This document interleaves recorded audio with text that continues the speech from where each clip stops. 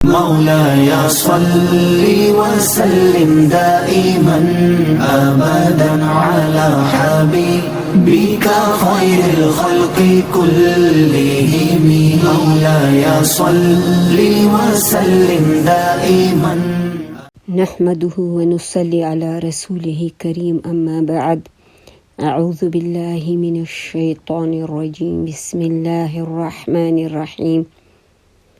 إن الله وملائكته يصلون على النبي يا أيها الذين آمنوا صلوا عليه وسلموا تسليما الحمدللہ رب العالمین. ہم اپنے سیرت النبی صلی اللہ علیہ وآلہ وسلم کے کلاس میں ہیں اور اللہ تعالیٰ کے فضل و کرم سے ہم اس کلاس میں جو ہمارا چیپٹر چل رہا ہے وہ ہے غزوہ بدر پہ ہماری بات ہو رہی ہے. اور غزوہ بدر کے ہم الحمدللہ اس پر ہم 5 کلاسیں کر چکے ہیں اور یہ ہماری 6ٹھی کلاس ہے. ہو سکتا ہے ہماری ایک اور بھی کلاس ہو جائے غزوہ بدر، کیونکہ یہ ایک بہت ہی ایسا غزوہ جس میں اللہ رب العالمین نے مسلمانوں کو بہت عظیم الشان کامیابی عطا کی اور مسلمانوں کے لیے بہت زیادہ سبق اس میں ہے. اب جب ہم لوگوں نے پچھلے اس میں پڑھا کہ اللہ تعالیٰ نے مسلمانوں کو فتح حاصل کرایا اور مسلمان جو ہیں وہ فتح یاب ہو گئے اور کفار جو تھے وہ چلے گئے، اور اسی طرح سے مسلمانوں کو بھی یہ خبر پہنچی کہ فتح کی مدینہ طیبہ میں، اور کفار کو خبر پہنچی کہ مکہ میں ان کی بربادی کی. اب آگے جب یہ مارکہ ختم ہونے کے بعد جو ہے اب واقعہ شروع ہے کہ اس کے بعد جو ہے رسول اللہ صلی اللہ علیہ وسلم ہمیشہ جس میدان میں مارکہ ہوتا تھا ختم ہونے کے بعد آپ صلی اللہ علیہ وسلم 3 دن قیام فرماتے تھے. ابھی آپ صلی اللہ علیہ وسلم نے میدان جنگ سے کوچ نہیں فرمایا تھا کہ مالی غنیمت کے بارے میں لشکر میں اختلاف پڑ گیا، اور یہ اختلاف اس نے کچھ شدت اختیار کی. رسول اللہ صلی اللہ علیہ وسلم نے حکم دیا کہ جس کے پاس جو کچھ ہے وہ مطلب یہ اس کے حوالے کر دے. اب صحابہ کرام نے حکم کی تعمیل کی اور پھر اللہ تعالیٰ نے وہی نازل کی. عبادہ بن صامت رضی اللہ عنہ کا بیان ہے کہ ہم لوگ نبی صلی اللہ علیہ وآلہ وسلم کے ساتھ مدینہ طیبہ سے نکلے اور بدر میں پہنچ گئے. لوگوں نے سے جنگ ہوئی اور اللہ نے دشمن کو شکست دی. پھر ایک گروہ ان کے تعاقب میں لگ گیا، یعنی جب شکست ہوئی ایک گروہ کفار کے تعاقب میں لگ گیا کہ وہ جو ہے نا تاکہ وہ واپس نہ آ جائیں، اور ایک گروہ جو تھا مسلمانوں کے 3 گروہ 313 یا 315 مسلمان تھے یا 317، لیکن ایک گروہ جو ہے وہ کیا ہے ان کے تعاقب میں لگ گیا اور ایک گروہ مالی غنیمت سنبھالنے لگا، یعنی وہ سمیٹنے لگا. اور ایک گروہ جو تھا وہ رسول اللہ صلی اللہ علیہ وسلم کے گرد گھیرا ڈالے رکھا تھا کہ دشمن جو ہے یعنی کہیں دھوکے سے حملہ نہ کرے، آپ کو کوئی تکلیف نہ پہنچائے. اب جب رات آئی تو لوگ پلٹ کر ایک دوسرے کے پاس آئے اور مالی غنیمت جمع کرنے والوں نے کہا کہ بھئی یہ تو ہمارا ہے، کیونکہ جو ہے نا کسی اور کا حصہ ہی نہیں، ہم نے ہی جمع کیا ہے. اور جو دشمن کا تعاقب کر رہے تھے انہوں نے کہا کہ اس پہ تو ہم سے زیادہ حقدار ہیں، کیونکہ اگر ہم دشمن کے تعاقب میں نہ جاتے، اس کا پیچھا نہ کرتے ہم دشمن کا، تو آپ یہ مال کیسے حاصل کر سکتے تھے. اور اس کے بعد جو ہے جو گروہ رسول اللہ صلی اللہ علیہ وسلم کی حفاظت فرما رہے تھے انہوں نے کہا کہ یہ تو اس پہ تو ہمارا زیادہ حق ہے، کیونکہ ہمیں تو خطرہ تھا کہ کہیں لوگ غفلت میں پا کے کہ ہم لوگ مالی غنیمت پر لگ گئیں تو کوئی آپ صلی اللہ علیہ وسلم کو اذیت نہ پہنچائیں، اسی لیے ہم آپ صلی اللہ علیہ وسلم کی حفاظت میں مشغول رہے. اب جو ہے سوری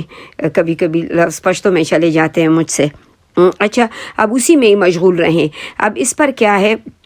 کہ اللہ رب العالمین نے قرآنی آیات نازل کی، ہوئی اور سورہ انفال جو ہے یہ پورا کا پورا جو ہے جنگ بدر کے اوپر ہے. اللہ رب العالمین نے سورہ انفال میں کہا بسم اللہ الرحمن الرحیم یسألونک عن الانفال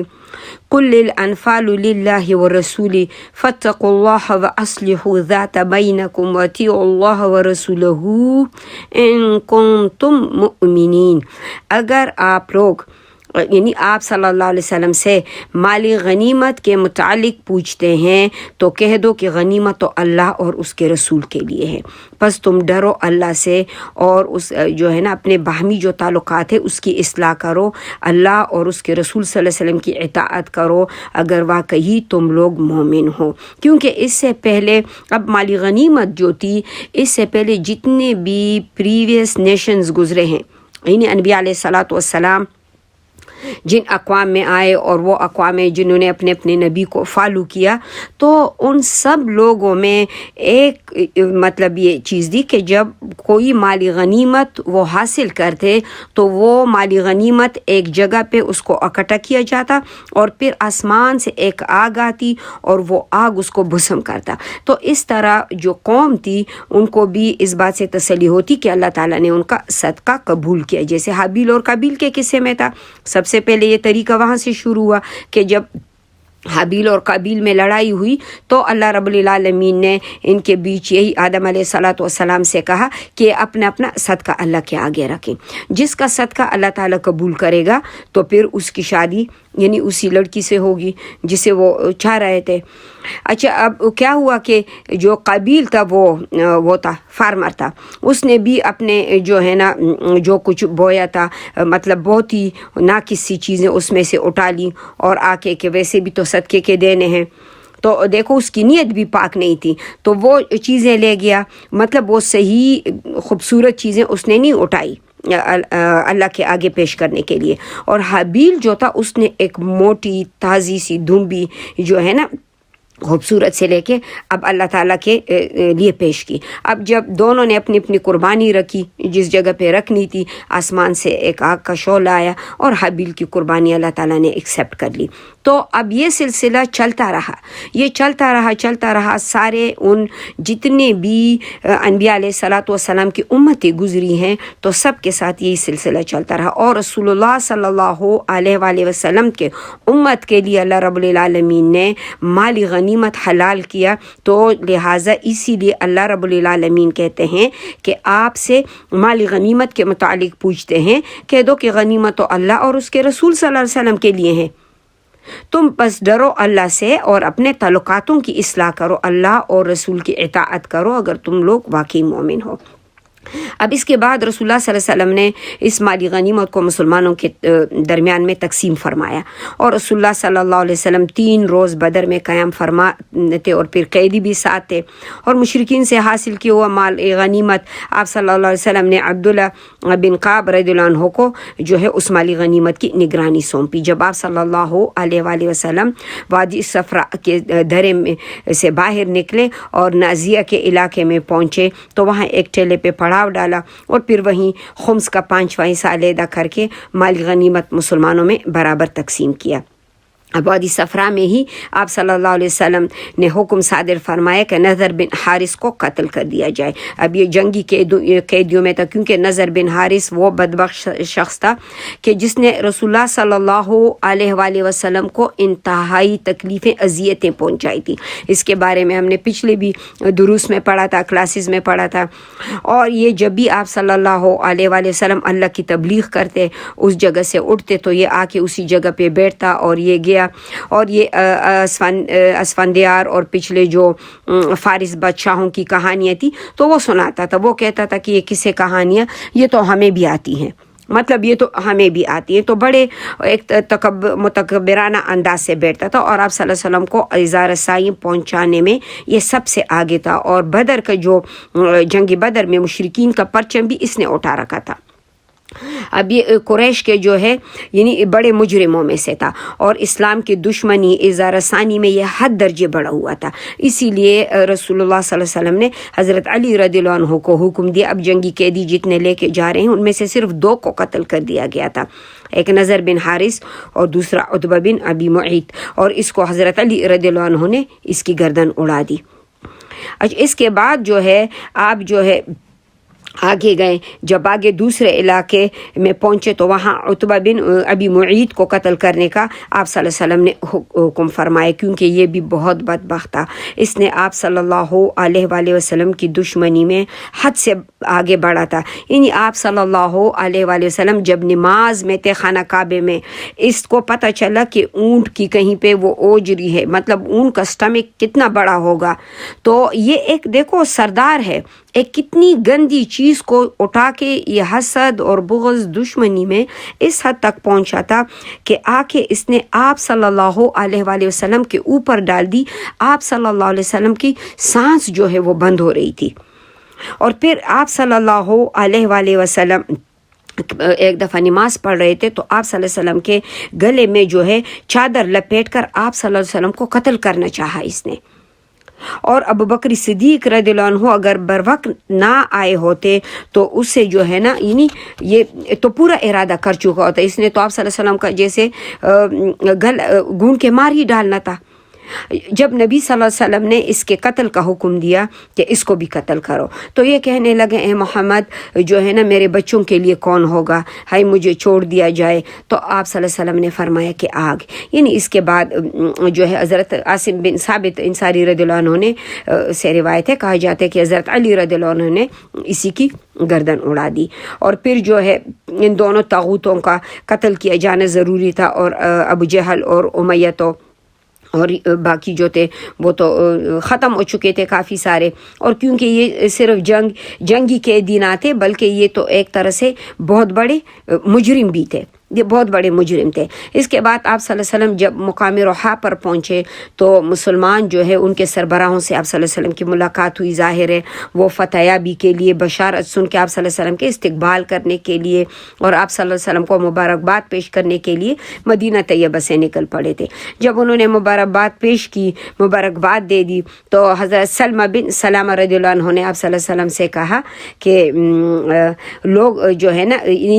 سلمہ نے کہا کہ یہ لوگ کہے کہ مبارکباد دے رہے ہیں، ہمارا تو ٹکراؤ خدا کی قسم گنجے سر والے بوڑھوں سے ہوا تھا، یعنی جو مکے کے سردار تھے جو اونٹ جیسے تھے. تو اس پر رسول اللہ صلی اللہ علیہ وسلم نے مسکرا کر فرمایا کہ بتیجے یہی تو وہ سربراہ تھے قوم کے، مطلب جو قتل ہو گئے. اس کے بعد اسید بن حضیر رضی اللہ عنہ جو ہے وہ بھی تشریف لے آئے اور رسول اللہ صلی اللہ علیہ وسلم کی سے اللہ کی حمد و ثنا کی اور پھر آپ صلی اللہ علیہ وسلم کو کامیابی کے ہمکنار ہونے پر مبارکباد دی اور آپ صلی اللہ علیہ وسلم کی آنکھوں کو ٹھنڈک اللہ تعالیٰ نے بخش دی. تو یہ بخدا ہم اگر یہ ہمیں علم ہوتا کہ بدر میں جو ہے جنگ ہوگی تو ہم کبھی بھی پیچھے نہ رہتے، یعنی اس ٹکراؤ میں ہم کبھی بھی پیچھے نہ رہتے. بس ہمیں تو یہ تھا کہ شاید آپ صلی اللہ علیہ وسلم قافلے کا معاملہ ہے اور اس معاملے میں نکل رہے ہیں. اب رسول اللہ صلی اللہ علیہ وسلم نے اسے کہا کہ واقعی تم سچ کہتے ہو. اس کے بعد آپ صلی اللہ علیہ وسلم مدینہ طیبہ میں جو ہے داخل ہو گئے اور شہر کے ارد گرد سارے جو ہے اب دشمنوں پر ایک جو ہے نا روب، مسلمانوں کو کہتے ہیں نا ایک دھاک جو ہے وہ بیٹھ چکی تھی. اب اس فتح کے جو اثر تھے مدینہ طیبہ کے بہت سے لوگ جو ہے اس اسلام بھی وہ لوگ لے کر آئے، بہت سارے لوگ اسلام لے کر آئے. اور اس کے موقع پر تو خاص کر عبداللہ بن ابی اور اس کے ساتھیوں نے بھی دکھاوے کا اسلام لے آئے نا، کیونکہ تو ہپوکریٹس تھے. اور یہ تو عبداللہ بن ابی تو آخر تک جو ہے اپنے منافقت ہی پر مر گیا. اب آپ صلی اللہ علیہ وآلہ وسلم مدینہ کی تشریف آوری کے ایک دن بعد جو ہے وہ قیدیوں کی آمد ہوئی، کیونکہ ظاہر پیچھے وہ آ رہے تھے صحابہ قیدیوں کو لے کے. آپ صلی اللہ علیہ وآلہ وسلم نے اب ان قیدیوں کو صحابہ پر تقسیم فرمایا کیونکہ اب ان کے ساتھ جو ہے اب مسلمانوں کے پاس تو کوئی اتنی بڑی جگہ تو نہیں تھی کہ ان سارے لوگوں کو ایک جگہ پہ رکھیں. تو لہٰذا آپ صلی اللہ علیہ وسلم نے اور اسی طرح سے ایک جگہ پہ ان کو کھانے پلانے کا مسئلہ بھی تھا. تو آپ صلی اللہ علیہ وسلم نے ہر کسی پر جو ہے قیدی تقسیم فرمائے اور پھر جو ہے صحابہ سے قیدیوں سے حسن سلوک کی وصیت فرمائی. اس وصیت کا نتیجہ یہ تھا کہ صحابہ کرام خود کھجور کھاتے تھے، کیونکہ مدینہ طیبہ میں کھجور کی جو تھی یہ بحیثیت سی چیز تھی، بہت زیادہ تھی نا، لیکن روٹی جو تھی یہ بڑی قیمتی تھی. خود یہ کھجور کھاتے اور قیدیوں کو یہ روٹی پیش کرتے تھے، اور اکثر قیدی جو تھے وہ گلٹی بھی فیل کرتے تھے، وہ کہتے ہیں کہ نہیں ہم روٹی نہیں کھائیں گے، ہمیں جو ہے کھجور دے دیں، لیکن رسول اللہ صلی اللہ علیہ وآلہ وسلم نے ان سے حسن سلوک کرنے کے لیے کہا۔ اب رب العالمین نے پورے جنگ کے طریقے جو ہے وہ عالم انسان کو بتا دیے غزوہ بدر میں۔ اب قیدیوں کا جو وہ ہوتا، اب قیدیوں کا معاملہ تھا، اب جب رسول اللہ صلی اللہ علیہ وسلم مدینہ طیبہ پہنچے تو آپ صلی اللہ علیہ وسلم نے صحابہ کرام سے قیدیوں کے بارے میں مشورہ کیا کہ اب لوگوں نے کہا، ابو بکر صدیق رضی اللہ عنہ نے کہا کہ یا رسول اللہ یہ لوگ جو ہیں ہمارے چچیرے بھائی ہیں اور کنبے قبیلے کے لوگ ہیں، میری رائے یہ ہے کہ آپ صلی اللہ علیہ وآلہ وسلم ان سے فدیہ لے لیں اور فدیہ لے کے ان کو آزاد کر دیں، اور اس طرح ہم جو کچھ لیں گے وہ جو ہے کفار کے خلاف ہماری قوت کا بھی ذریعہ بن جائے گا، کیونکہ ہمارے پاس اس طرح سے مال آ جائے گا اور اللہ تعالیٰ قوت بھی بخش دے گا ہمیں، اور ہو سکتا ہے ان کو اللہ رب العالمین ہدایت دے اور یہ ایمان لے آئیں، ایمان لانے کے بعد جو یہ ہمارے بازو بن جائے، اور ظاہر ان میں سے بہت سے پھر جو ہے نا اللہ تعالیٰ نے ان کو مسلمان کر دیا، ایمان پر پھر آ گئے یہ۔ اب رسول اللہ صلی اللہ علیہ وسلم نے پھر عمر ابن خطاب رضی اللہ عنہ سے رائے لی ان سے بھی، تو عمر بن خطاب رضی اللہ عنہ نے فرمایا کہ یا رسول اللہ میری وہ رائے نہیں ہے جو ابو بکر صدیق رضی اللہ عنہ کی ہے، میری رائے یہ ہے کہ آپ صلی اللہ علیہ وسلم فلان کو، یعنی جو عمر کا قریبی رضی اللہ عنہ کا رشتہ دار ہے اس سے دو، میرے حوالے کرو کہ میں اس کی گردن ماروں، یعنی عقیل جو بن ابی طالب جو یا علی رضی اللہ عنہ کے حوالے کر دے کہ وہ اس کی گردن مارے، فلان کو یعنی حمزہ رضی اللہ عنہ کے بھائی کو اس کے حوالے کر دے کہ وہ اس کو گردن مارے، تاکہ اللہ کو معلوم ہو جائے کہ ہمارے دلوں میں مشرکین کے لیے نرم گوشہ نہیں ہے، اور مسلمانوں کا جو زور ہے ابھی وہ اتنا مضبوط نہیں ہے، اگر ان کو اس وقت مار دیے جائے تو یہ مشرکین خوف کے مارے دوبارہ حملہ نہیں کر پائیں گے، ورنہ ان کو چھوڑ کے فدیہ لے کے واپس بھیجنا کیا ہے، یہ تو پھر واپس آ کے حملے کے لیے تیاری کر کے آئیں گے۔ خیر عمر رضی اللہ عنہ کا بیان تھا، رسول اللہ صلی اللہ علیہ وسلم نے ابو بکر صدیق رضی اللہ عنہ کی بات جو تھی رحمت للعالمین تھے، آپ شفیق تھے، وہ پسند فرمائی، اور جو ہے عمر رضی اللہ عنہ کا بیان کرتے ہیں کہ آپ صلی اللہ علیہ وسلم نے میری بات نہیں ابو بکر صدیق رضی اللہ عنہ کی پسند فرمائی، چنانچہ قیدیوں کا جو فدیہ ہے وہ طے ہو گیا۔ اس کے بعد جو ہے اگلا دن آیا، اب صبح جو ہے رسول اللہ صلی اللہ علیہ وآلہ وسلم ابو بکر صدیق رضی اللہ عنہ کہتے ہیں ان کی خدمت میں عمر رضی اللہ عنہ فرماتے ہیں کہ میں حاضر ہوا، جب میں حاضر ہوا تو میں دیکھتا ہوں کہ یہ دونوں ساتھی جو ہیں یہ رو رہے ہیں، میں نے کہا اے اللہ کے رسول آپ مجھے بتائیں کہ آپ صلی اللہ علیہ وآلہ وسلم اور آپ کے ساتھی کیوں رو رہے ہیں، اگر مجھے بھی رونے کی وجہ ملی تو میں بھی روؤں گا،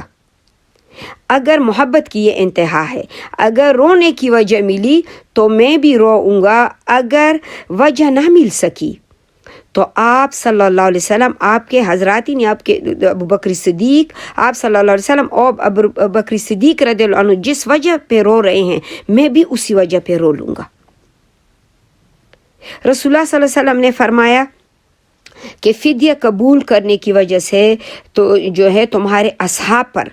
تمہارے جو اصحاب ہیں نبی ہیں ان کی طرف سے جو چیز پیش کی گئی اس کی وجہ سے میں رو رہا ہوں کہ آپ صلی اللہ علیہ وسلم نے ایک قریبی درخت کی طرف اشارہ کرتے ہوئے فرمایا کہ مجھ پر جو ہے ان کا عذاب اس درخت سے بھی زیادہ قریب پیش کیا گیا تھا، اگر اللہ نے یہ آیات نازل نہ فرمائی ہوتی۔ اللہ تعالیٰ نے کہا وَمَا كَانَ لِنَبِيِّ أَن يَكُونَ لَهُ أَسْرَ حَتَّى يُثْخِنَ فِي الْأَرْضِ تُرِيدُونَ عَرْضَ الدُّنْيَا وَاللَّهُ يُرِيدُ الْآخِرَةَ وَاللَّهُ عَزِيزٌ حَكِيمٌ وَلَوْلَا كِتَابٌ مِّنَ اللَّهِ سَبَقَ لَمَسَّكُمْ فِيمَا أَخَذْتُمْ عَذَابٌ عَظِيمٌ۔ تو کہ کسی نبی کے لیے اس کے شایع نشان نہیں کہ اس کے پاس قیدی ہوں، یہاں تک کہ زمین کو وہ اچھی طرح خون ریزی کریں کہ لوگوں کا کیا ہے زور ٹوٹ جائے. یعنی تم دنیا کا سامان چاہتے ہو، اللہ تو آخرت چاہتا ہے، اور اللہ غالب اور حکمت والا ہے. اللہ کی طرف سے اگر نوشتہ سبقت نہ کر چکا ہوتا تو تم لوگوں نے جو کچھ کر لیا اس پر تم کو سخت عذاب پکڑ لیتا. اللہ کی طرف سے جو نوشت سبقت کر چکا تھا وہ یہ تھا کہ فَإِمَّا مِنًّا بَعْدُ وَإِمَّا فِدَاءً، یعنی مشرکین کو جنگ میں قید کرنے کے بعد جو ہے یا احسان کر دو یا فدیہ لے لو. اللہ رب العالمین نے یہ پرمیشن دے دی تو یہ رحمت مسلمانوں پہ ہوئی، کیونکہ یہ موقع ایسا تھا. دیکھو ہم الحمدللہ حدیبیہ میں جائیں گے. جب حدیبیہ میں آپ صلی اللہ علیہ وآلہ وسلم جس وقت عمرے کے لیے گئے ہیں تو وہاں سے بھی دیکھو کفار کے 80 لوگ آ گئے جو حملہ کرنا چاہ رہے تھے مسلمان پہ، اور مسلمانوں نے ان کو زندہ پکڑ لیا. اب وہاں پر اللہ تعالیٰ نے کہا کہ نہیں، ان کو چھوڑ دو، کیونکہ اس وقت ان کو مارنا کیا تھا، وہ اللہ تعالیٰ اس وقت نہیں چاہتے تھے کہ مسلمانوں کی جنگ ہو جائے. اور یہاں پر اللہ رب العالمین نے کہا کہ نہیں، اب کفار کا زور ختم کرانا ہے. لیکن پھر اللہ رب العالمین نے اس کی بھی اجازت دے دی کہ چاہے احسان کرو یا فدیہ لے لو، یعنی احسان بغیر فدیہ کے بھی آپ چھوڑ سکتے ہیں. اور اس کے بعد آج تک جو یہ آیاتیں ہیں معرف القرآن میں جو ہے مفتی اعظم پاکستان شفیع عثمانی رحمۃ اللہ علیہ فرماتے ہیں کہ ان میں سے کوئی آیات منسوخ نہیں ہے، کیونکہ جو جنگوں کی آیاتیں ہیں نا، سورہ انفال ہے، سورہ توبہ ہے، سورہ محمد ہے، ان کو ہمیں بہت اچھی طرح سے اسٹڈی کرنی چاہیے. اب وہاں پر جو جتنے بھی یعنی احکام ہیں، ان میں سے جو جنگوں کے احکام جو اجازتیں ہیں، یعنی فدیہ لینا یا ان کو قتل کرنا یا احسان کر کے چھوڑنا، تو یہ ایک چیز بھی منسوخ نہیں ہے. حضرت فرماتے ہیں کہ یہ سچویشن دیکھی جائے گی کہ مسلمان یعنی کس سچویشن پر ہیں، کہ اس وقت حالات کیا ہیں. اگر حالات تمہارے بہت اچھے ہیں، تم نے اس ملک پہ قبضہ کر لیا تو ان پہ احسان کرو، چھوڑ دو، کچھ نہیں ہے. اور یا جو ہے تم نے جنگی قیدی بنا لیے،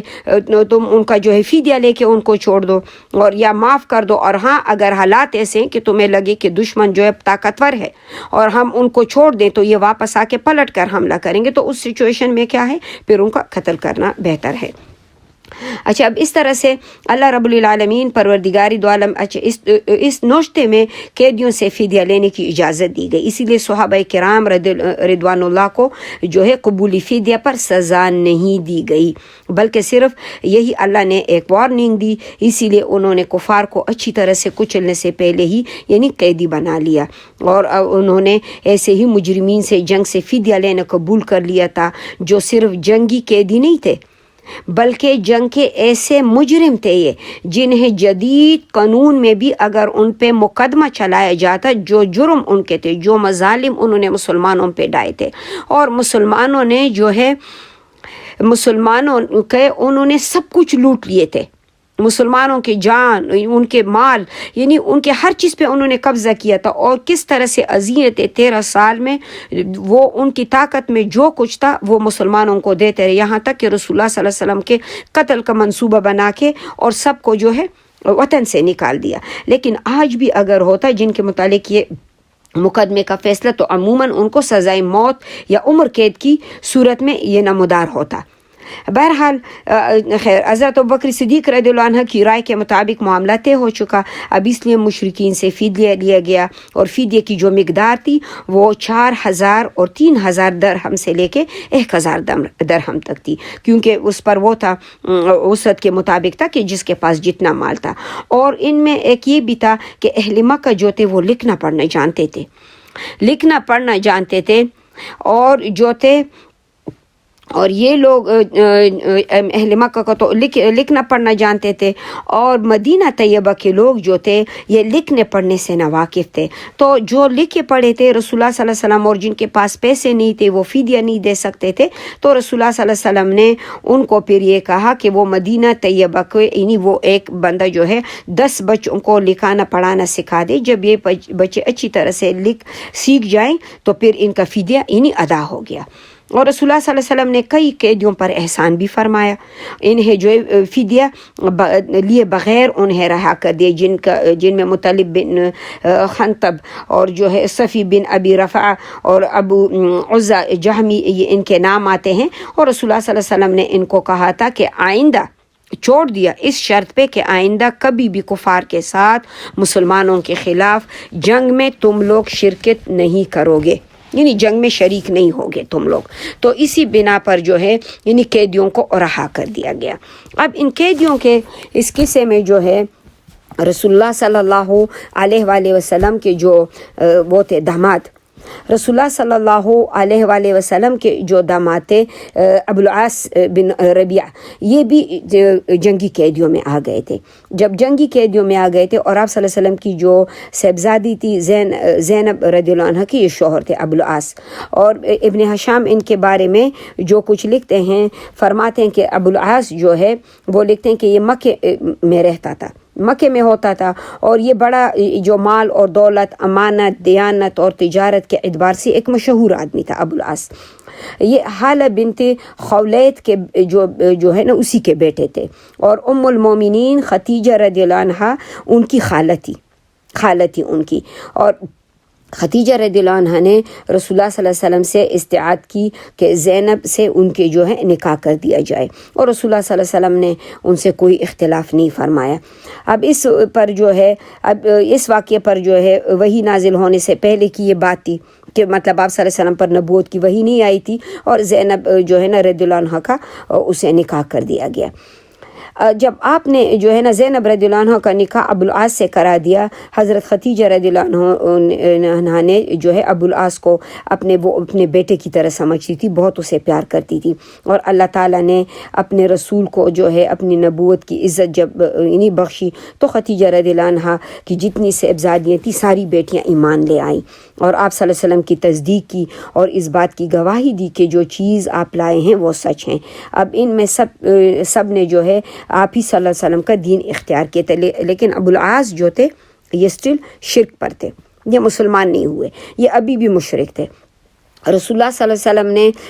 جو ہے رقیہ اور ام کلثوم جو ہے اس کی نکاح جو تھے عتبہ بن ابی لہب سے، اس کے بیٹوں سے ہوئے تھے، اور جب قریش نے جو ہے اللہ کا پیغام جیسے کہ اللہ کے دین کا پیغام پہنچایا اور تو وہ مخالفت پر قریش اتر آئے، تو ان لوگوں نے ان سے کہا کہ آپ لوگ جو ہے محمد صلی اللہ علیہ وسلم کی بیٹیوں کو کیا ہے طلاق دے دو۔ تو ابو العاص سے بھی کہا کہ تم جو ہے وہ محمد صلی اللہ علیہ وسلم کو اس فکر سے جو ہے آزاد کرا دو، تم جو ہے نا اس کی بیٹی کو طلاق دے دو، لیکن ابو العاص نے جو ہے اس بات سے انکار کر دیا، انہوں نے کہا کہ قریش کے جس عورت سے چاہو ہم تمہاری نکاح پڑھا دیں گے۔ ابو العاص نے انکار کیا، اور اس نے کہا کہ رسول اللہ صلی اللہ علیہ وسلم کی دامادی میں اس نے جو ہے تعریف کی، اس نے کہا کہ نہیں میں نہیں دوں گا، لیکن عتبہ بن ابو لہب جو تھے وہ ابو لہب کے بیٹے جو تھے ان سے محمد صلی اللہ علیہ وسلم کی بیٹی کو انہوں نے طلاق دی، اور یہ رخصتی اس کی نہیں ہوئی تھی، صرف نکاح ہوا تھا، یعنی رسول اللہ صلی اللہ علیہ وسلم کو تکلیف پہنچانے کے لیے۔ اس کے بعد جو ہے اور ابو العاص انہوں نے تو اس کی بیٹی کو وہ کر دیا، لیکن رسول اللہ صلی اللہ علیہ وآلہ وسلم نے جو ہے ابو العاص کو بھی چھوڑ دیا تھا، لیکن اس سے ایک چیز اس چیز پر کہ وہ رسول اللہ صلی اللہ علیہ وسلم کی بیٹی کو جو ہے اس کے بدلے میں مدینہ طیبہ بھیجیں گے۔ اب جس وقت زینب رضی اللہ عنہ کی رخصتی ہو رہی تھی تو اس کو جو ہے اپنی خدیجہ رضی اللہ عنہ کا ایک ہار تھا سونے کا جو اس نے اپنی بیٹی کے گلے میں ڈال دیا، تو عائشہ رضی اللہ عنہ روایت کرتی ہیں، بیان فرماتی ہیں کہ جنگی قیدیوں کی رہائی کے لیے جب رقم مکہ سے ارسال کیے گئے تو زینب جو ہے بنت محمد صلی اللہ علیہ وسلم نے بھی ابو العاص کی رہائی کے لیے کچھ مال بھی بھیجا، اور اس میں اپنا ایک ہار بھی جو ہے وہ ارسال کر دیا جو اس کے پاس یہی تھا شوہر کی آزادی کے لیے۔ رسول اللہ صلی اللہ علیہ وسلم نے جب وہ ہار دیکھا تو آپ صلی اللہ علیہ وسلم کا دل بہت بھر آیا، اور آپ صلی اللہ علیہ وسلم نے فرمایا کہ اگر تمہیں مناسب معلوم ہو اس قیدی کو چھوڑ دو اور اس کا مال بھی اس کو لوٹا دو، یعنی یہ ہار اس کو واپس کر دو۔ اور لوگوں نے ابو العاص کو چھوڑ دیا اور اس کا مال واپس کر دیا، لیکن اس شرط پہ کہ وہ زینب رضی اللہ عنہ کو جو ہے مدینہ طیبہ بھیجیں گے۔ رسول اللہ صلی اللہ علیہ وسلم نے ابو العاص سے یہی وعدہ لیا، اور رسول اللہ صلی اللہ علیہ وسلم سے اس نے بھی وعدہ کر لیا اب زینب رضی اللہ عنہ کو آپ صلی اللہ علیہ وسلم کے پاس آنے کی اجازت دی جائے گی، یعنی ان کی رہائی کی بھی یہی شرط، اسی شرط پہ ان کو رہا کر دیا گیا تھا۔ ابو العاص جو ہے اب یہ جب پہنچے وہاں پہ تو رسول اللہ صلی اللہ علیہ وآلہ وسلم نے زید بن حارث اور ایک اور صحابی کو جو ہے نا ساتھ میں بھیج دیا کہ تم لوگ ابو کے جو ہے نا مقام پر وہاں پر تم لوگ جیسے انتظار کرو کہ زینب رضی اللہ عنہ کو یہ وہاں پر پہنچائے جج کے مقام پر، جج کے مقام پر جو ہے نا وہ یہ بطنی جج، یعنی بطنی جج میں جو ہے وہ ابو العاص کے جو کو انہوں نے تو چھوڑا تھا، لیکن بطنی جج میں تم دونوں صحابی ٹھہر جاؤ تاکہ جو ہے زینب رضی اللہ عنہ وہاں تک یہ لوگ لے آئیں اور پھر جو ہے تم لوگ اس کو مدینہ طیبہ لے آنا۔ اب دونوں اس وقت یہ نکلی، یہ وقت جو ہے نا بدر کے تقریباً 1 مہینے کے بعد کا واقعہ ہے۔ جب ابو العاص مکہ پہنچے تو انہوں نے زینب رضی اللہ عنہ کو ان کے والد ماجد جو ہے سے ملنے کے لیے اجازت دی تھی اور وہ جانے کی تیاری کرنے لگی۔ تو جانے کی تیاری جب کرنے لگی، حضرت زینب رضی اللہ عنہ سے روایت ہے، بیان کرتی ہیں کہ میں اپنے والد بزرگوار سے جا کر ملنے کی تیاری جو ہے وہ مکے میں ہی میں کر رہی تھی کہ ظاہر ہے میں اپنے باپ سے ملنے کے لیے جا رہی ہوں، تو مجھے جو ہے عتبہ کی بیٹی ہندہ ملی، ہندہ جو ابو سفیان کی بیوی ہے۔ اس نے کہا کہ اے محمد صلی اللہ علیہ وسلم کی بیٹی، مجھے اس بات کی خبر ملی ہے کہ تم اپنے باپ سے ملنے جا رہی ہو۔ تو زینب رضی اللہ عنہ نے کہا کہ میں نے کہا کہ نہیں، میرا تو کوئی ایسا ارادہ نہیں ہے۔ اس نے کہا کہ میری بہن آئے ایسا نہ کرو، مجھ سے کیوں چھپا رہی ہو؟ اگر میں تمہیں کسی سامان کی ضرورت ہو اور یا سفر کے میں کوئی چیز چاہیے آرام کی سہولت کے لیے تو تم مجھ سے لے سکتی ہو، یعنی میں تمہیں جو ہے نا کچھ بھی تمہیں مدد چاہیے تم جو ہے نا اس کے اطلاع دینے میں میرے ساتھ بخل نہ کرو، کیونکہ یہ ہماری عورتوں کے آپس کے تعلقات میں جو ہے مردوں کی دشمنیاں یہ رکاوٹ نہیں ہونی چاہیے اور نہ یہ بن سکتی ہیں۔ اور ہندہ واقعی ایک ایسی عورت تھی، زینب رضی اللہ عنہ بھی فرماتی ہیں کہ وہ جو کہتی وہ کرتی، مطلب وہ ایک قبائلی سردار گھرانے کی وہ بیٹی اور بیوی تھی، اور پھر مطلب یہ کہ وہ ایسی بات تو اس نے نہیں کرنی تھی، بات جو کرنی تھی پھر وہ پوری بھی کرنی تھی۔ تو اس نے کہا کہ مجھے جو ہے پتہ تھا کہ یہ جو بات کہتی ہے وہ یہ کر کے دکھائے گی، مطلب میں اسے جو بھی ہیلپ مانگوں گی یہ مجھے میرا کر کے دے گی، لیکن پھر بھی مجھے اس کے بارے میں خوف رہا اور میں جو ہے اپنی روانگی میں نے اسے چھپائی رکھی۔ اب روانگی میں جو ہے رسول اللہ صلی اللہ علیہ وسلم کی صاحبزادی کی جب تیاری کر چکی تو اس کا دیور تھا کنانہ بن ربیعہ، یہ اونٹ لے کر آیا، اس پہ سوار ہو گئی اور اس نے کمان وغیرہ ترکش لے لیا اور اونٹ کی نکیل کھینچتا ہوا، اور جو اونٹ کا ہے وجہ اس میں زینب رضی اللہ عنہ بیٹی تھی۔ اب قریش کے لوگوں کو جب علم ہوا تو ان میں تو بڑی آگ لگی کہ اچھا محمد صلی اللہ علیہ وآلہ وسلم کی بیٹی کو اس کے پاس بھیج رہے ہیں، ظاہر ہے ابھی تو جنگ بدر میں ان کو بڑے گہرے زخم پڑے تھے۔ اب انہوں نے کیا کیا کہ یہ ذی طوع میں جا کے انہوں نے اس کے پیچھے جو ہے ان کو پا لیا اور یہ لوگ وہاں پہنچ گئے۔ اب حبار بن اسود جو تھا وہ اس نے وہ جیسے کہ نہیں زینب رضی اللہ عنہ کو ڈرانے اور دمکانے لگا، اور مفسرین یہ کہتے ہیں کہ اس وقت جیسے وہ حاملہ بھی تھی، یعنی پریگننٹ تھی، اور جب اس کو ڈرایا دمکایا تو اس سے زینب رضی اللہ عنہ کا حمل جو ہے وہ ساقط ہو گیا۔ اب اس کا دیور جو ہے اس نے فوراً اپنا اوزار نکالے، اپنے اسلحہ نکالا، اس نے کہا کہ اگر کوئی ایک قدم بھی بڑھا تو میں جو ہے نا اسے زندہ نہیں چھوڑوں گا۔ اور اتنے میں ابو سفیان بھی آ گیا، اور ابو سفیان کے ساتھ جو تھے کچھ دوسرے سردار بھی تھے، انہوں نے اسے روک لیا۔ ابو سفیان نے آگے بڑھ کے اسے کہا کہ دیکھو تم نے یہ صحیح طریقہ نہیں اختیار کیا ہے، اب اس عورت کو ایسے علی اعلان لے کے تم لے کے جا رہے ہو، اور تجھے تو ہماری پریشانی کا اور ذلت کا تو علم ہے کہ ہمیں کتنی ذلت اور پریشانی پہنچی ہے، اور محمد صلی اللہ علیہ وسلم کی بیٹی کو تم کھلا سب لوگوں کے سامنے ہمارے درمیان سے لے کر جائے گا تو لوگ کیا سمجھیں گے کہ یہ تو واقعی جو ہے نا ہماری کمزوری ہے، تو جو ہمیں مطلب جتنی ہمیں پہنچی ہے۔ اب مجھے جو ہے یعنی اپنی عمر کی قسم، اس نے خود کی قسم کھائی، ظاہر ہے کفار تھے،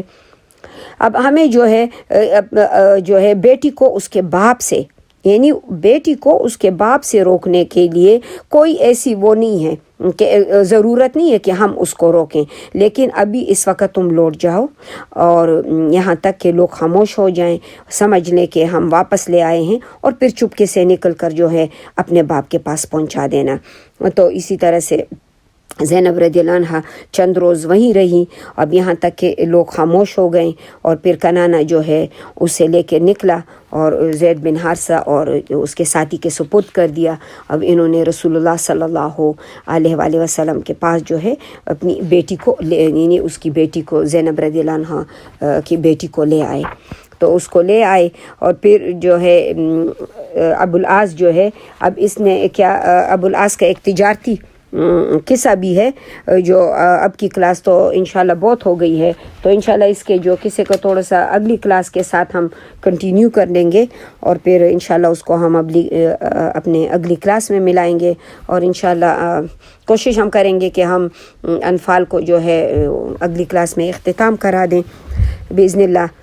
جب تک کے لیے اجازت چاہتی ہوں، اور آپ لوگوں کے ساتھ پھر ملاقات ہوتی ہے۔ السلام علیکم ورحمۃ اللہ وبرکاتہ۔ مولاي صل وسلم دائما